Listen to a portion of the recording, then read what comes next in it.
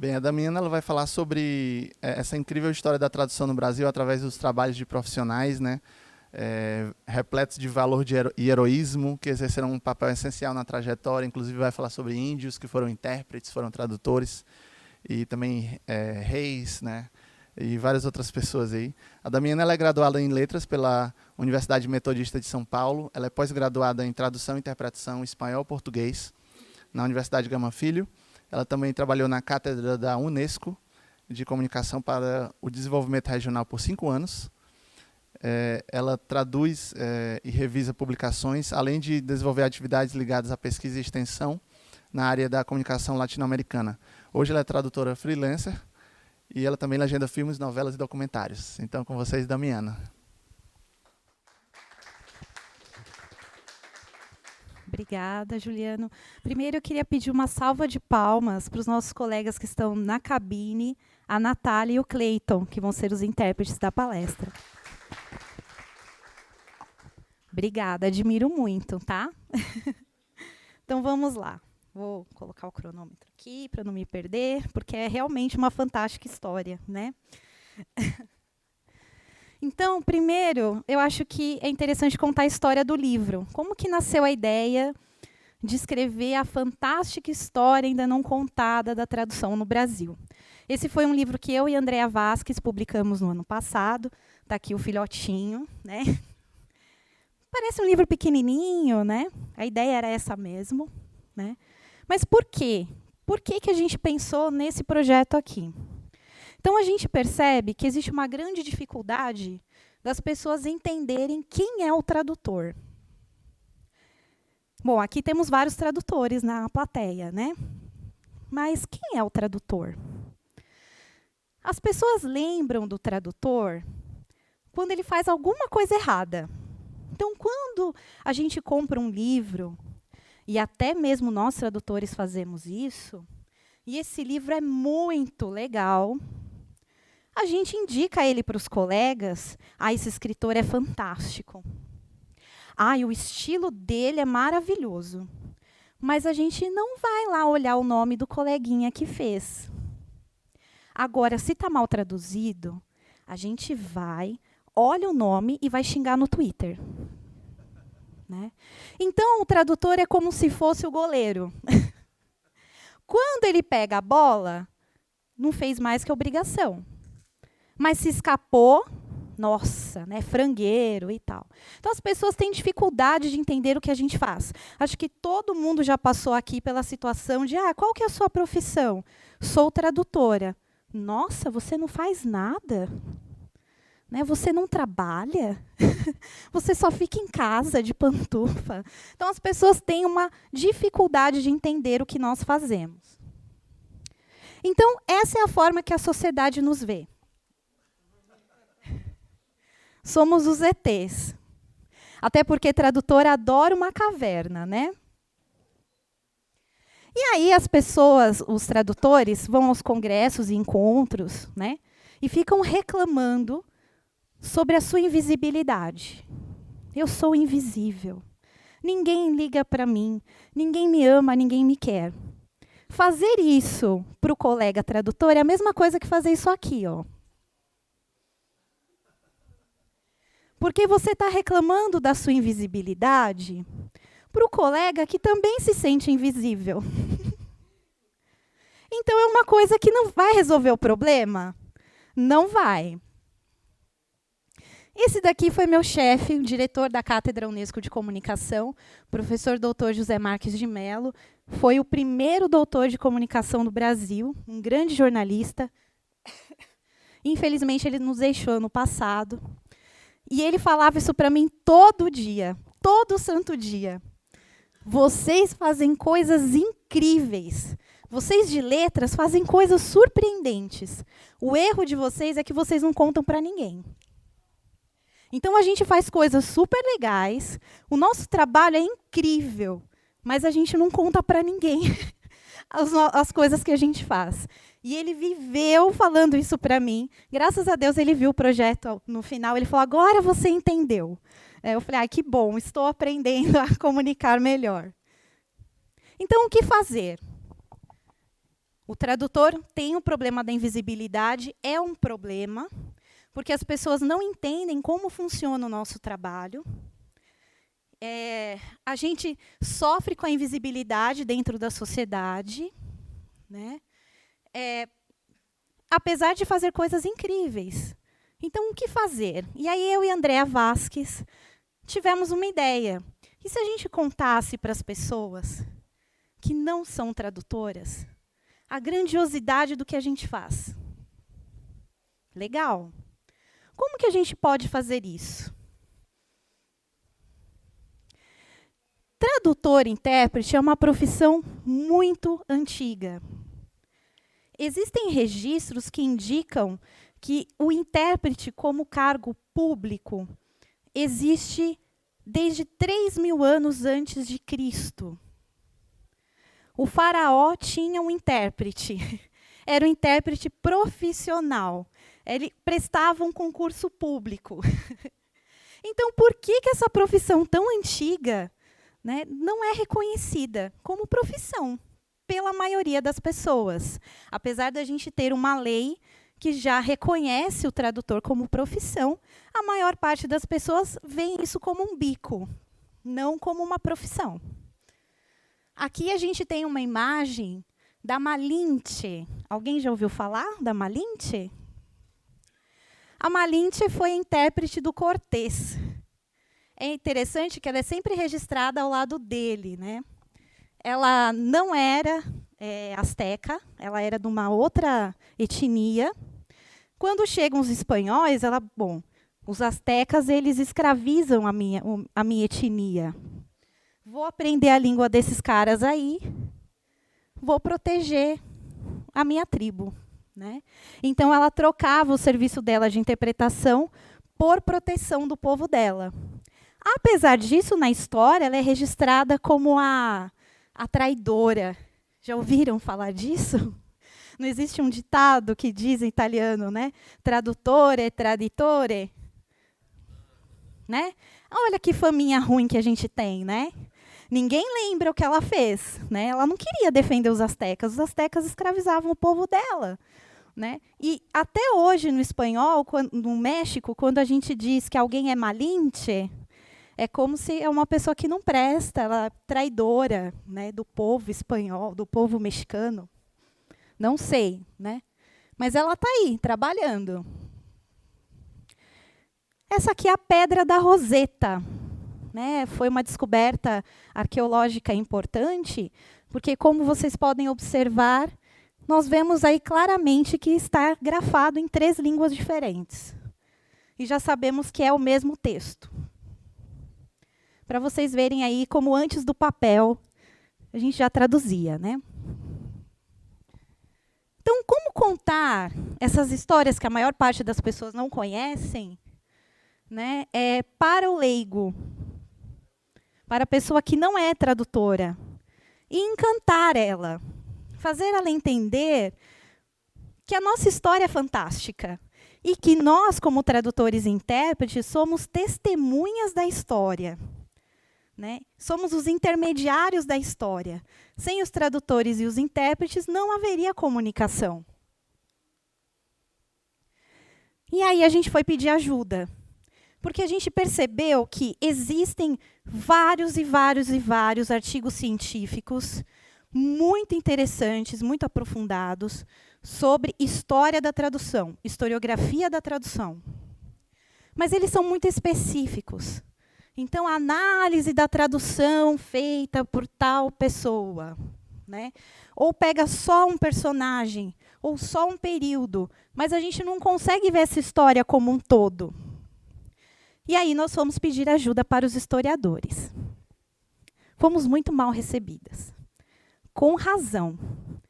Porque os historiadores falam assim: você é de letras? Eu te odeio. Bem assim. Não quero você aqui, sai daqui. Aí, nossa, né? Que ruim. Aí a gente foi tentar entender, né? E eles têm toda a razão. Porque eles dizem assim: a gente demora anos, dezenas de anos para trazer um documento à tona. Ninguém ajuda, né? Aí, quando a gente consegue trazer um documento a público, vem um carinha de letras, escreve um puta artigo, não coloca o nosso nome, não dá crédito para a nossa descoberta e fica parecendo que é descoberta dele. Odiamos vocês. Tá bom? Aí eu e a Andréia, desculpa, vamos conversar, vamos melhorar isso. Vamos trabalhar juntos. Já que estamos pesquisando isso, vocês nos ajudam. Em troca, nós ajudamos vocês. E assim nasceu essa parceria com os centros de pesquisa da nossa região. Por que da nossa região? Andréia é de Santo André, eu sou de São Bernardo. Lá existe um grupo forte de história, porque São Bernardo é uma cidade antiga, mais antiga que São Paulo, né? E existe uma preocupação em fortalecer os grupos de estudos históricos. Então, nós fomos lá pedir ajuda. E aí, já os historiadores já com um sorrisinho no rosto, porque como a gente foi caçar algumas lacunas dessa história, né? Já que a gente vai lá para Portugal procurar um documento, vocês estão precisando de alguma coisa lá do arquivo? Né? E aí a gente começou a fazer essa parceria. E eles perceberam que era uma parceria honesta. Então, em troca, eles também nos ajudaram a contar um pouco dessa história. Porque os livros de história, gente, são muito confusos. Existem períodos que não foram ainda estudados com a profundidade que se deveria. Eu achava que a história do Brasil já estava contada, mas não está. Né? A história do Brasil está começando a ser contada recentemente. Né? Então, aquela fábula, né, de Pedro Álvares Cabral chegando sem querer na costa brasileira, a gente percebe que não é bem assim. E não existe um interesse de Portugal em desmontar essa história, em assumir que essa colonização foi planejada. Então, é muito difícil, né, fazer esse tipo de pesquisa. Então, tem coisas que eu estudei no ensino médio que já caíram por terra, né, que hoje já sabe que não se existe mais. Por exemplo, hoje já se pergunta se a famosa escola de Sagres, que a gente estuda, que era a escola de navegação de Portugal, se ela realmente existiu. Porque ninguém acha documento dessa escola. Então, a história ainda está sendo contada, né?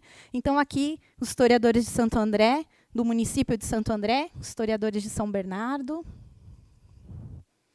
Andréia foi lá para o Rio de Janeiro, né? Visitou lá a Biblioteca Nacional, que também foram os nossos parceiros. Andréia foi muito importante porque ela visitou a Biblioteca Nacional antes do incêndio. E ela entrou em salas que estavam fechadas. Então, ela conseguiu ajudar a Biblioteca Nacional com vídeos, fotos de materiais que foram destruídos no incêndio. Foi assim, uma semana antes do incêndio, a Andréia estava lá. Né? Foi triste, mas importante. Aqui, Museu do Café, não sei se vocês sabem, mas lá existe um acervo fantástico, aberto, incrível, que tem muito da história da tradução lá. E tivemos que aprender muito, porque nós, formados em letras, a gente aprende a fazer pesquisa bibliográfica. A gente não sabe fazer pesquisa documental. E os nossos colegas historiadores foram essenciais para nos ajudar a entender como manusear um documento. Né? A gente acessou documentos raros, arquivos raros, porque quando a gente chega num departamento desses, estou pesquisando sobre história da tradução. Aí as pessoas só ficam olhando, então, eu não sei se eu tenho coisa sobre isso aqui. E aí é o trabalho de você olhar material por material e tentar encontrar pistas do tradutor. Né? A gente percebe que o tradutor técnico é o mais invisível de todos nós. Porque ele não assina a tradução. Então, por exemplo, agora a gente está numa fase de continuar a pesquisa e aprofundar por períodos, E aí você bate numa fábrica da GM, por exemplo. Quem foram os primeiros tradutores técnicos da GM no Brasil? Nossa, a gente nunca parou para pensar nisso.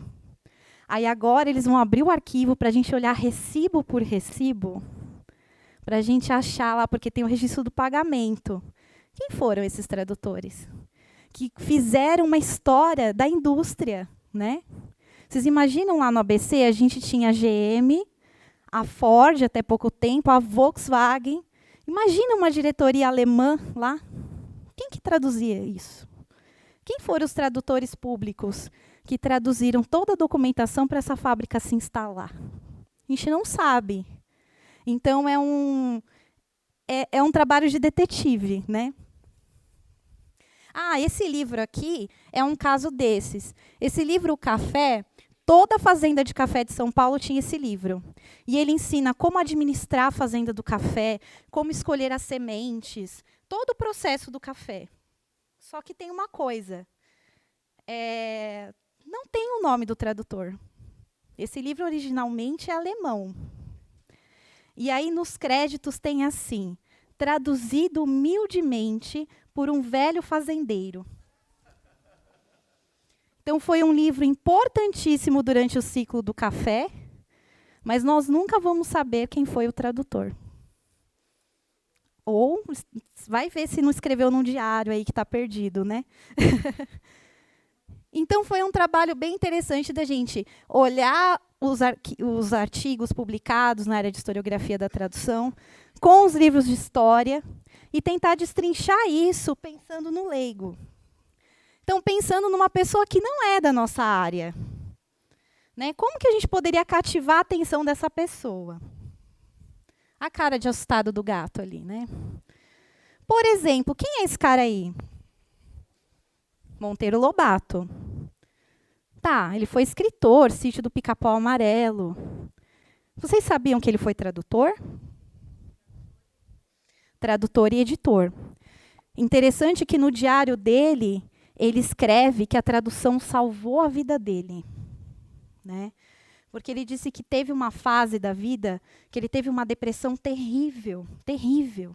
Que ele pensou até em tirar a vida dele. E ele começou a ter problemas com alcoolismo. E aí ele falou, não, eu preciso dar um basta nisso. Né? Porque a vida dele foi de altos e baixos. Né? Abria editora, depois não dava certo, recomeçava.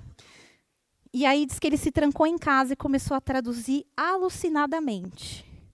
E foi assim que ele conseguiu sair do alcoolismo e vencer a depressão. Né? Então, hoje se questiona muito, nossa, Monteiro Lobato é impossível ele ter traduzido tantos livros quanto ele assina. Será que não era uma outra pessoa que ele contratava para traduzir e ele assinar? Porque era um costume comum na época. Mas ele jura de pé junto que não. Que foi nesse processo louco que ele teve da vida de sair da depressão. Né? E esse aqui? Quem é esse cara aí? Machado de Assis. Escritor. Capitu, né? Foi tradutor. Diz Machado de Assis que ele só se torna escritor graças à tradução. Né? Que a tradução foi um exercício muito importante para ele construir o estilo dele como escritor. E essa mulher aí? Até aqui estava indo bem, né? Quem é? Ela assinava as traduções dela como Nízia Floresta. Né? Nízia Floresta foi a responsável por trazer as ideias feministas da Inglaterra para o Brasil. E aí ela assinava com esse pseudônimo as traduções.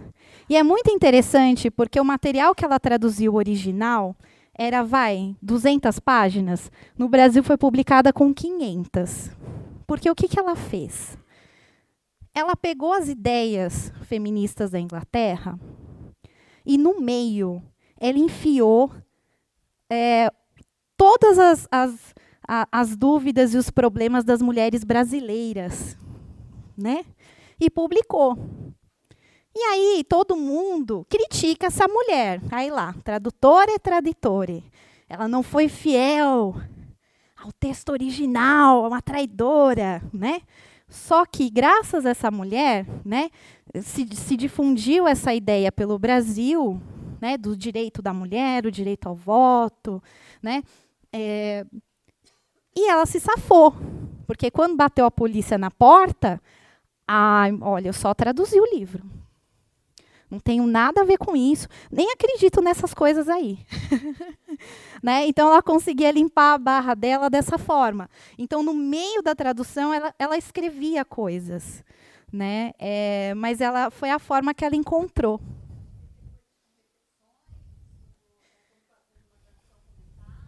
Não, ela escrevia como se fizesse parte do original. Não, não. Não. Não, porque imagina a situação dela. A mulher não podia nem votar. A mulher era vista como propriedade do marido. Bem corajosa. A gente está falando de Brasil colônia. Nízia Floresta. E aí a gente vê como os homens tradutores são mais conhecidos do que as mulheres tradutoras. Então, aqui fica o meu apelo, mulheres, pesquisem mulheres. Né? Homens também pesquisem, ajudem a gente, porque a gente tem uma história contada dos homens tradutores e intérpretes, mas não temos a história das mulheres, porque até pouco tempo nós só tínhamos historiadores e pesquisadores homens, que só olhavam os documentos caçando as referências dos homens, mas a história não foi construída só por homens, né? Ela foi construída por homens e mulheres. Então, temos que resgatar essas histórias aí, que também temos que ir em pegadas. Né? A Nízia Floresta já tem muito artigo publicado na academia. Tem mestrados e teses de doutorado sobre ela. Né? E nós, tradutores, não conhecemos. Então, a nossa preocupação foi tentar levar o que tem na academia para o público e vice-versa. Esse cara aí, quem é? Ai, obrigada, porque todo mundo acha que Dom Pedro II é velho e Dom Pedro I é novo. A gente ralou para achar uma foto. Ou ele é criancinha, tipo, ele não passou por essa fase, né? Então tá na casa dele, né? E ele foi um importante tradutor. Na verdade, ele não queria ser imperador, não. Nos diários dele, ele reclamava muito disso, que o sonho dele era ser um letrado e fazer parte de uma academia de letras. Era o sonho dele. Então, é muito legal. Tem um livro que foi publicado reunindo artigos que falam só sobre ele tradutor. E aí é muito legal, porque no diário dele, eu me identifiquei muito, porque assim, levantei às 5h30 da manhã. Vou tomar um café e traduzir. O costume já vem daí, né? E ele era uma pessoa que, sim, ele tomava o café primeiro, né? Depois ele ia traduzir. Com certeza, ele devia ter um gato, né? Com certeza, eu tenho essa teoria. Nós vamos provar um dia. Devia ser gateiro, né? Mas é interessante porque ele falava vários idiomas e ele traduzia línguas raras também. As Mil e Uma Noites foi traduzida por Dom Pedro II, originalmente do árabe para o português brasileiro. E ele sempre tinha o sonho assim de que o Brasil fosse reconhecido por sua produção intelectual. Era um desejo muito forte dele, né? E dizem que quando ele ia para a Europa, ele falava, todos ficavam pasmos, porque ele falava francês como um francês, ele falava italiano como um italiano, né? Ele amava os idiomas. Se ele fosse vivo, ele estaria aqui no Poliglotar, com certeza. Se você procurar Dom Pedro II, tradução, você acha. É muito fácil de comprar pela internet e é um livro fantástico. Assim. Eu não vou saber o título de cabeça, mas é bem fácil de encontrar. E essa mulher aqui? Leopoldina. E a Leopoldina, o que tem a ver com isso daí? ela traduzia e também era intérprete. Então, a gente descobriu, assim, a gente sempre, eu e André, não é possível, essa mulher tinha um pé na tradução. Porque ela falava muitos idiomas. A cultura austríaca educava que todos os reis tinham que ter várias línguas, né? Eles tinham essa preocupação. Difícil achar coisas sobre ela, porque quando ela faleceu, foi um caos no Brasil, porque ela que comandava o Brasil, vamos dizer assim. E os brasileiros gostavam muito dela. Então, a gente teve a independência do Brasil por causa da Leopoldina. Foi ela que assinou a independência. Dom Pedro estava lá com dor de barriga no Ipiranga, né? Ela que assinou a nossa independência. Ela teve um papel muito importante, só que, se você vai para o Rio, a gente não acha nada dela. Porque quando ela falece, os brasileiros ficam muito revoltados. E aí começa uma teoria que foi o Dom Pedro que matou ela, que envenenou e tal. E aí, o que Dom Pedro I faz? Ele queima tudo dela. Então, ele queimou cartas, registros, diários, né, porque ele tinha a preocupação que se reavivasse as coisas dela e incentivar esse furdunço. Mas eu e a Andréa caçamos, e tem um pessoal do Instituto Histórico que está mexendo com ela agora, procurando Leopoldina fora do Brasil. E aí eles descobriram um diário de uma aia dela, que diz assim, que na viagem dela para o Brasil, quando ela se casa, ela era intérprete do navio, porque os portugueses não falavam, né, o alemão, e eles também não falavam o português. Então, todas as vezes que ela veio junto no navio com, né, o pessoal de Portugal e da Áustria para se casar, né, porque ela casa na Europa por procuração, e ela era intérprete. Então, quando o capitão do navio tinha que passar alguma coisa, ele chamava ela. E diz a aia que ela fazia isso de forma esplêndida, né? Ela também tinha uma preocupação de todas as cartas que ela escrevia para a Áustria em nome do Brasil, porque ela assumiu uma parte da diplomacia, ela fazia uma autotradução para o português, para que se ficasse no arquivo uma cópia do que ela mandou para a Áustria em português. Essas autotraduções existem. Tá? É até um trabalho legal de analisar essas autotraduções, daria um trabalho bem bonito, né? Então, tem nos museus de história, foi publicado por volta de 1960, tem um livro que publicou, que a gente acha fácil nas bibliotecas mais tradicionais, assim, que tem as cartas. Mas que eu saiba, acho que ainda ninguém analisou o método que ela usava, porque a gente sabe que ela tinha algumas dificuldades com o português, né? Dizem que quando ela chegou, imediatamente, a primeira coisa, ela pediu para Dom Pedro ensinar para ela o português. E aí a equipe diplomática chamou e falou, olha, dona Leopoldina, deixa a gente ensinar, porque o português do Dom Pedro tem muito palavrão, tem palavras de baixo calão, e não fica bem para uma dama. E aí, mas ela tinha essa preocupação de dominar a língua portuguesa. E aqui, pessoal, quem são essas pessoas aí? O pessoal que já me conhece já fala, ai, meu Deus, de novo. Não aguento mais. Meu marido fala, daqui a pouco a Damiana vai passar a mão na minha barba, vai ficar me chamando de João Ramalho, né? Quem são esses personagens aí? Ah, Lígia! Né? Bartira e João Ramalho, né? São personagens muito importantes para a história das nossas cidades que nós moramos, né? Tanto São Bernardo, Santo André, como São Paulo também, né?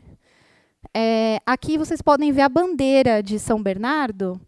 Nós temos o João Ramalho e o cacique Tibiriçá na bandeira da cidade, né? E aqui é uma estátua de João Ramalho que está em frente à Câmara de Santo André. Bom, até ontem, até semana retrasada estava. Depois eu vou contar para vocês as reviravoltas da vida. Mas o que acontece? Uma questão que sempre bateu na nossa cabeça é que a gente queria que essa história fantástica da tradução chegasse nas crianças. Porque se as crianças aprenderem a importância do tradutor para a história, ela já vai crescer com outro olhar para a profissão. Uma utopia. E o que aconteceu? Vamos pensar como uma criança. Os portugueses chegaram no Brasil. Como que eles falavam com os índios? Vocês já pararam para pensar nisso? Ficaram anos fazendo gesto. E aí a gente começou a descobrir que Portugal tinha uma preocupação muito grande em aprender a língua das colônias. Porque eles perceberam que a Espanha estava fazendo isso e as negociações eram muito melhores, né? O processo era muito mais vantajoso. E outra, né, a partir do momento que você aprende a língua do outro, você consegue ensinar a sua. E quando o local perde a língua de origem, é dominado completamente, culturalmente, por você. Então, eles tinham essa preocupação. Então, nós descobrimos que os primeiros portugueses chegaram aqui por volta de 1490. Né? Mas Damiana e o Pedro Álvares Cabral, né? É engraçado que a gente tem uma cultura assim. Vamos ver se você sabe história. Quem chegou no Brasil? Pedro Álvares Cabral. Já era, gente. Não sabemos mais nada agora. Então, existem registros de expedições que os caras vieram para cá, foram até o Amazonas e tal, e mapearam tudo. E diz a história, né, que em 1492, o rei mandou João Ramalho, que era cavaleiro do rei, vir para o Brasil aprender a língua dos nativos. Aí eu desisti, né? Falei, não é possível. A Andréia ficou inconformada. E ela tinha uma viagem para a Europa, foi lá para a cidade que o João Ramalho nasceu. Falou, gente, vamos conversar. Porque até agora a gente aprendeu na história que o João Ramalho era um náufrago, ou que ele era um bandido, que chegou aqui em 1520 e 30, né? E que ele escravizava índios, né? Como assim? Cavaleiro, ele veio, ele era intérprete, né? E aí a gente já está conseguindo. Isso já foi assim, no livro, a gente trata o João Ramalho como mocinho ou vilão. Então a gente conta o lado podre, a história podre é a história que se... Existe uma história que se fez na Revolução de 32, o pai dos paulistas e tal. Muito bonita, né? Mas a gente conta as duas histórias e não chegamos a conclusão nenhuma. E na Câmara, tanto de São Bernardo quanto de Santo André, sai quebra-pau feio por causa disso. Porque, por exemplo, tem uma estátua dele na frente da Câmara de Santo André.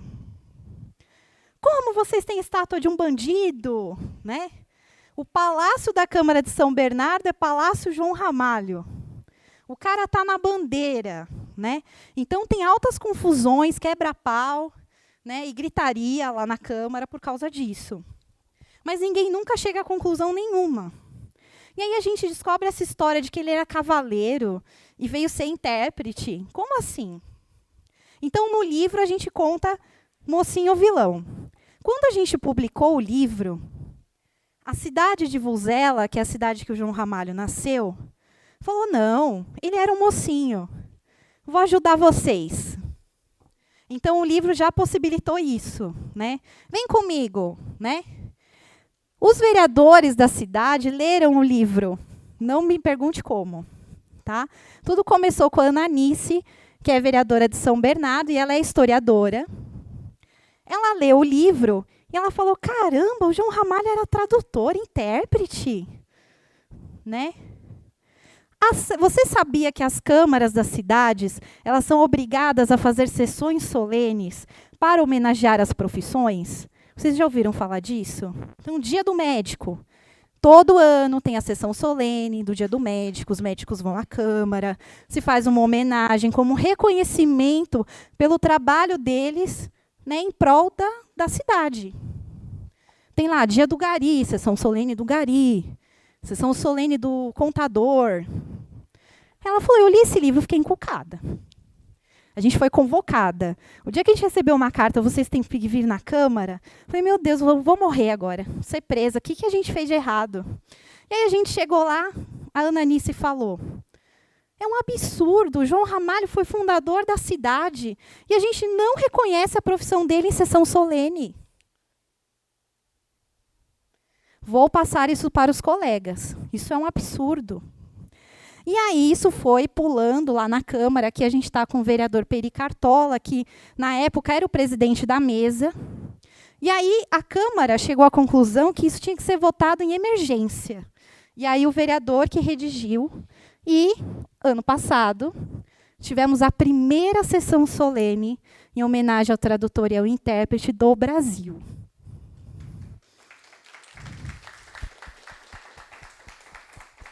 Eu sou muito grata ao João Ramalho. Palmas para o João Ramalho. Ele merece. Né? E essa sessão solene ela acontece anualmente. Né? A Câmara já está no pé para marcar a data da próxima, que provavelmente vai ser em novembro. Tá? Fiquem antenados, porque é um espaço importante. Primeiro, até para as nossas famílias. A gente levar a família lá e a família entender a importância da nossa profissão. Né? É importante a gente se unir, porque como é a sessão solene do tradutor e do intérprete, é a chance que a gente tem de estar lá, o intérprete, o tradutor literário, o tradutor técnico, o tradutor público junto, e olhar para o lado e se ver como uma categoria, porque a gente não tem isso. E a união é que faz a força. Né? E é um evento que é muito coberto pela imprensa local. Tá? Isso aí saiu num monte de jornal, foi uma loucura. Horta. E aí, quando né, saiu o livro e o Vuzela falou, vem cá, vou ajudar vocês, a gente conseguiu ter acesso a esse documento aqui, que, aliás, eu gostaria de aproveitar e homenagear os nossos colegas paleógrafos, que é uma profissão também que não é muito... Né? Não deixa de ser tradução, porque é o especialista na caligrafia de cada época, porque como que a gente lê isso aí? Né? Então, os colegas paleógrafos que também são tradutores, que nos ajudam a contar a história. E esse documento, essa é uma cópia do livro do rei, em que ele nomeia João Ramalho Cavaleiro Mor. Então, já sabemos que bandido degradado ele não era. Essa é a prova. E vocês vão ver aí no canto uma etiquetinha escrito informação oculta.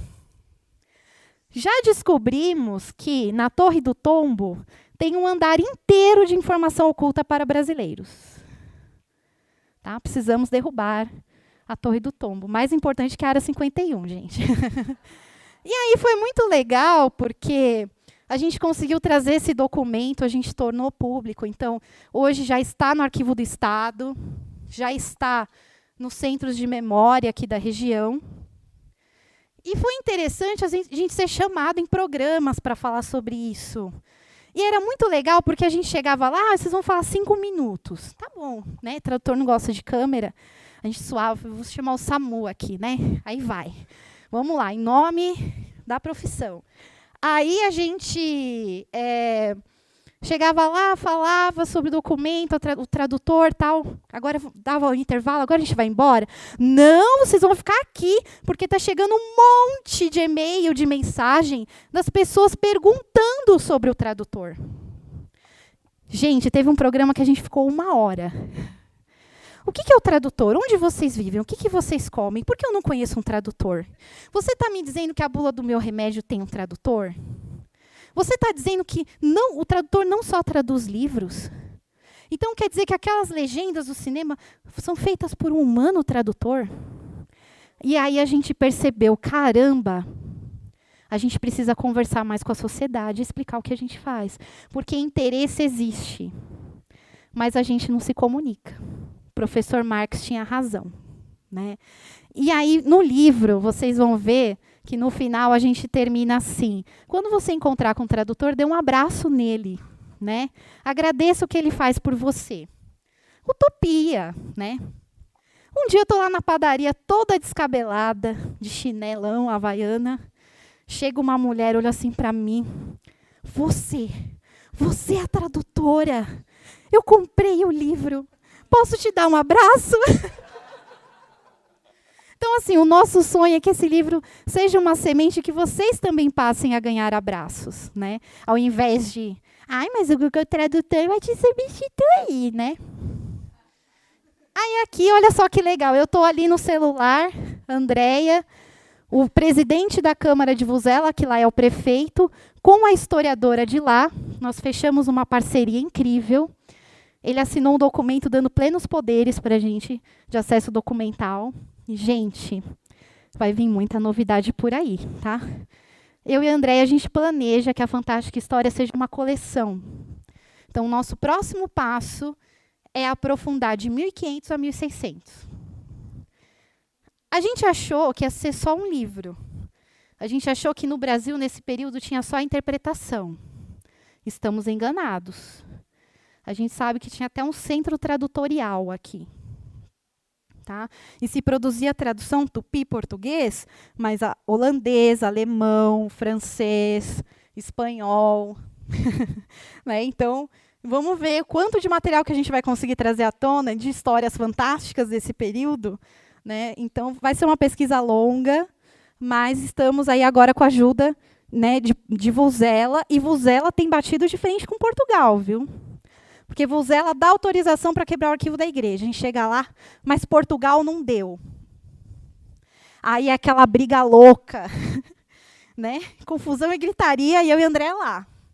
Aí, então vamos desistir, né? Uma pena, o João Ramalho vai ficar com o nome sujo mesmo lá no Brasil. Não, porque Vuzela tem um orgulho de João Ramalho tremendo. Eu vou brigar com o presidente. Aí, aos poucos, a gente está conseguindo. Então, a gente percebe que é um trabalho que tem que ser feito por mulher mesmo, com muito jeitinho, muita diplomacia, né? Para a gente conseguir. Muita paciência, muita maternidade, né? Para conseguir. E aqui foi o dia mais feliz da minha vida, que foi o dia que os historiadores do consórcio, que representa 7 cidades, me convidaram formalmente para fazer parte do grupo de história do ABC. E eles querem criar o GT de pesquisa de história da tradução. Isso é muito importante, porque são historiadores dizendo, nós precisamos contar a história dos tradutores, porque a história dos tradutores conta a história do Brasil, né? A minha cara lá de... Eu nem sabia que eu fazia aqui. Foi legal porque a gente conseguiu chegar nas crianças. Eu e a Andréia, a gente tem recebido muito convite para falar sobre a história da tradução nas escolas, né? E as crianças adoram, porque para elas a história passa a fazer sentido.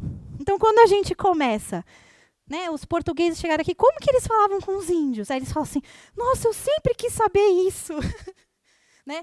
Foi o tradutor, o intérprete. Nossa, que fantástico! Como que ele aprendia a língua? E não sei o quê. Como que o intérprete faz? Ele tem um cérebro diferente para fazer a tradução simultânea? Né? Eles chamam de tradução simultânea. Mas eu acho que também é aquela questão da gente não ficar batendo tanto em terminologia. Quando a gente vai no mecânico... Eu lá quero saber o nome da bimboca da parafuseta. Eu quero que o meu carro ande, né? Então, eu não me importo dessa questão de tradução simultânea, né? O importante é a criança ter... A gente explica a diferença e tal. Mas eu acho que o mais importante é a criança ter aquele brilho no olhar de ver isso como profissão, né? Ótimo, estou nos últimos slides. Isso aqui, gente, eu trouxe de ontem, de sexta-feira. Santo André está votando em última instância um projeto de lei ordinária para instituir todos os dias 22 de janeiro como o dia de João Ramalho e Bartira. Que, aliás, eu falei muito pouco sobre Bartira, né? E realmente existe muito pouco sobre ela. Aliás, o nome dela nem era Bartira. Esse nome Bartira foi uma invenção durante a Revolução de 32. O nome dela de batismo era Isabel Butira Flor, o nome dela cristão. O nome dela indígena era Umbici, que significa como a mãe de todos, né? Dizem que os índios contam que a Bartira era bem geniosa, ela tinha dupla personalidade. Às vezes ela era calma e às vezes ela era o furacão 2000, né? As tribos contam essas histórias. Mas a Bartira, gente, foi intérprete. E aí já também abre-se outra questão. A falta de estudo sobre a mulher indígena intérprete. Porque todas as tribos têm. As tribos têm intérpretes oficiais, até hoje. Então, por exemplo, o cacique Raoni, ele tem 2 intérpretes, que ele só anda com eles. E o cacique Raoni fala muito bem o português. Mas ele sabe da importância da interpretação, e ele fala que na cultura indígena é muito bom você confirmar as coisas 2 vezes. Então, ele tem certeza que a informação está sendo passada de uma forma correta. E ele só anda com esses 2 intérpretes. Se esses intérpretes não estão, ele não vai. Né? Então, o índio respeita muito mais o intérprete, acho, do que o homem branco. Né? Vamos dizer assim. E os filhos dos caciques geralmente são designados para essa função, porque não podemos esquecer que no Brasil se fala muitas línguas indígenas. Né? Os filhos, por serem filhos de cacique, eles têm livre trânsito na tribo inimiga. Eles são como os embaixadores. Então, geralmente, eles assumem a função de intérprete. Existe muito pouca coisa contada. É uma raiva que eu tenho, porque lá em Portugal se fala sobre Bartira. Lá ela é a princesa do Brasil. Eles dizem que sem ela não tinha fundado São Paulo, graças a esse trabalho de intermediação cultural dela. Então, agora eu estou num processo completo de descobrir a Bartira. Eu estou aprendendo Tupi-Guarani, eu estou andando nas tribos, estou atrás de documentos, porque como ela não escrevia, mas os jesuítas escreveram sobre ela. Portugal tem muita coisa sobre ela documentada. Então, vamos tentar resgatar aí também o papel dos intérpretes indígenas. Né? E Santo André quer criar a lei Dia Municipal de João Ramalho e Bartira. Por que 22 de janeiro? É um dia lindo. Dia que Martim Afonso chegou em São Vicente, 2.000 homens armados com pólvora. Cacique Tibiriçá observou aquela encrenca ali e armou 500 índios. Né? E aí, o que acontece? João Ramalho e Bartira entram no meio e começam a gritar em tupi e português: amigo, amigo, amigo. Impede um conflito sangrento, né, na praia aí. Moral da história, né? A ideia é instituir essa data e as crianças da rede municipal receberem um livrinho contando a história de João Ramalho e Bartira e explicando a importância da atuação deles como intérpretes na época. Isso significa que todas as crianças da rede municipal de Santo André já vão crescer com outro olhar para a nossa profissão. Passou pela última instância, né, na sexta-feira. Foi votado, a primeira votação foi unânime. Vai passar pela segunda aí nas próximas semanas. Então, me siga lá no Twitter, no Facebook, que em breve a gente vai festejar aí também essa data, que as outras cidades também querem copiar. Imagina a gente conseguir, as crianças das 7 cidades tendo um olhar diferente para a nossa profissão, né? Entendendo que a gente tem uma função social dentro da história. E já ouvi papo de governo do Estado. Tá? Então, vamos ver o que vai acontecer. E agora? Né? Estou encerrando. Tá? A Andréia está lá em Vuzela agora. Vai passar 3 anos lá em Portugal.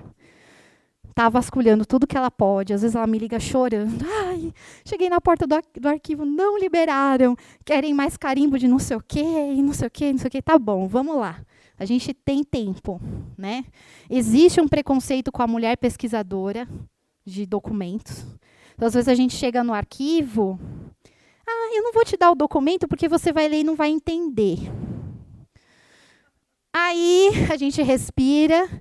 Chama uma coleguinha que está com cargo alto, monta uma força-tarefa. A gente tem um grupo agora de 30 historiadoras, mulheres, que estamos trabalhando juntas.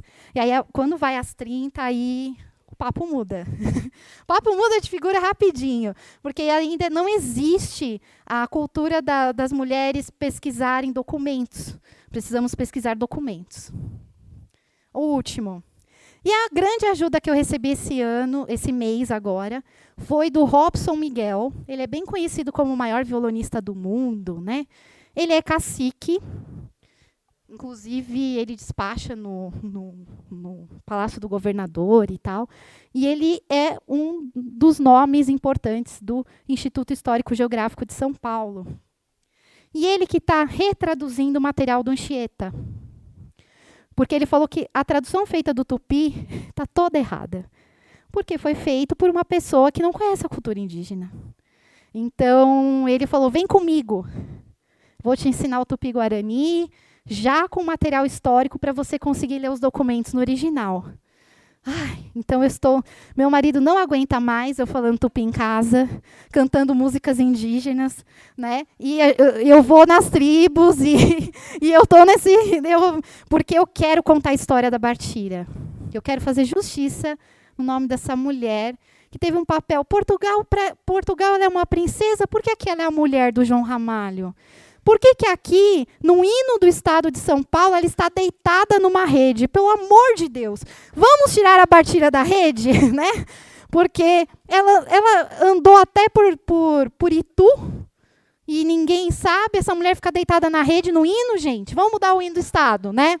Então, vamos reconhecer o trabalho, a importância de intérprete da Bartira. Então, eu estou nesse papel aí, vai demorar, mas estamos aí. Pronto, agora eu terminei, mas tem uma pergunta, né? Vamos lá. Poucas pessoas sabem, né?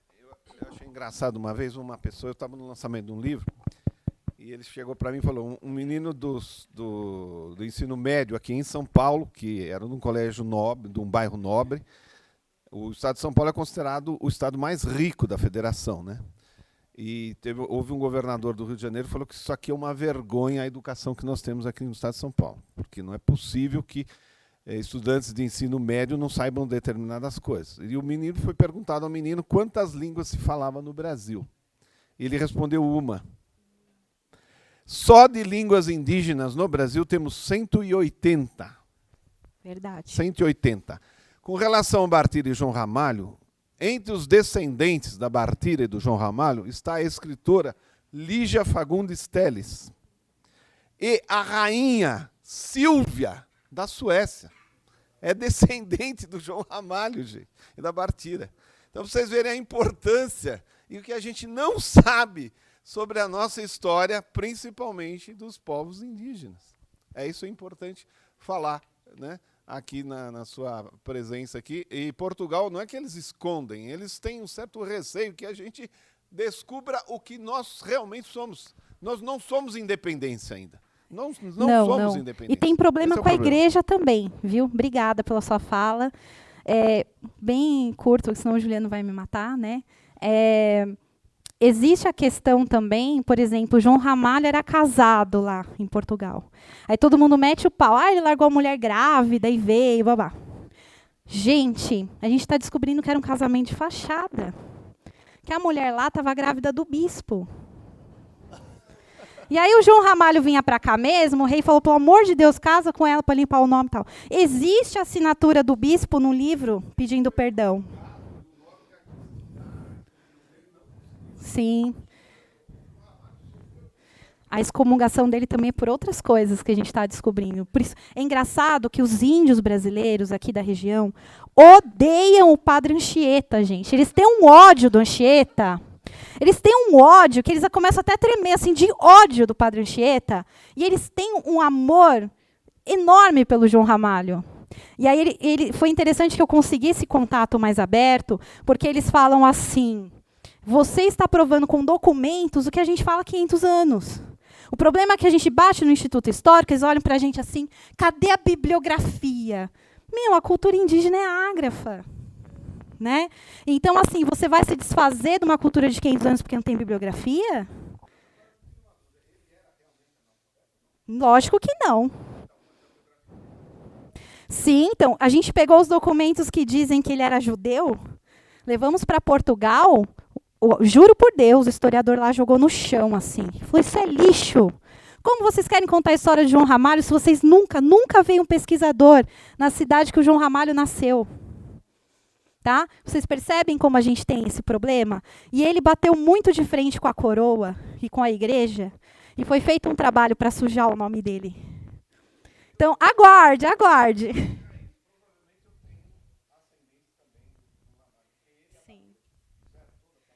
Sim, sim. Né? E estamos em contato com alguns descendentes comprovados que estão nos ajudando também. É uma força-tarefa, é um trabalho conjunto. Vai demorar aí uns 5, 6 anos para eu chegar aqui com documentos e falar, agora eu provo essas teorias. Mas tô até no tupi já. Gente, obrigada, tá?